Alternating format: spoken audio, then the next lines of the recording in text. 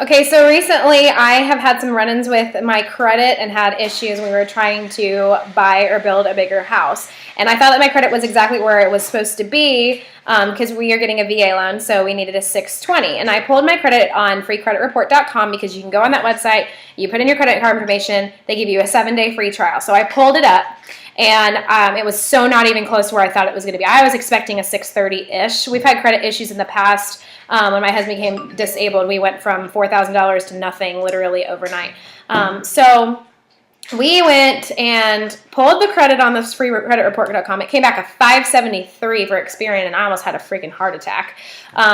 And I started looking through my credit report, and I found all these different collections accounts and like 30-day lates and things like that or whatever that were on there, as well as things that were hurting me that I didn't even know were hurting me. Now, I don't do this for a living. All I know is what I did and how it helped me. So let me give you a little bit of information. First thing that you have to do if you want to get some of these collections accounts is either pay them off, but you need to require that they delete the account.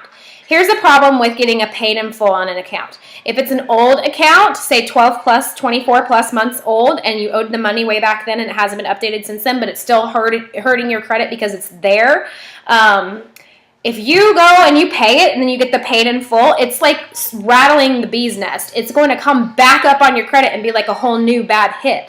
That's like one of the worst things you can do with an old collections account. You might as well have just left it alone.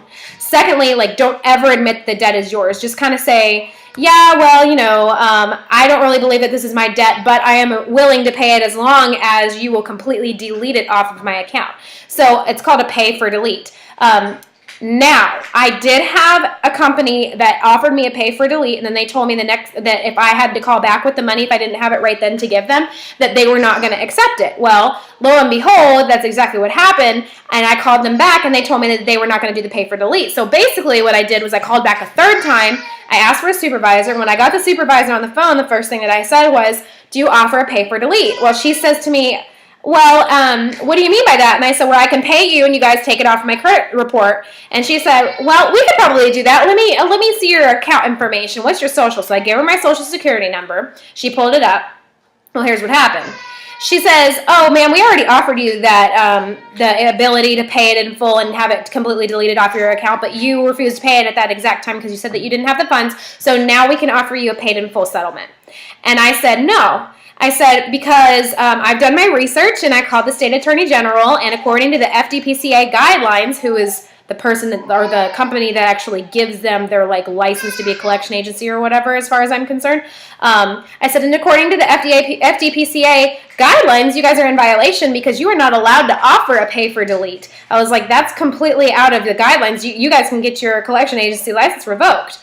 Boy, she could not take that thing off fast enough. So if you want to call some of these companies, because almost all of them will let you do this pay for delete thing, if you wanted to call them and just say, hi, I was wondering if you would do a pay for delete, and they say, yeah, sure, let me get your social security number, you just got them to admit that they're willing to commit something completely illegal because they are commission based. If you call them at the end of the month, they are way more eager to take your money and way more eager to settle and way more eager to give you whatever the heck you want so that they can make their quota, because all of these places have quotas. So make sure that you call them. Make sure that you get to them to say that they would give you a pay for delete without even giving them your account information. If they do give you the account information, ask if it's possible to have them take it off of your credit report if you agree to pay the entire thing in full.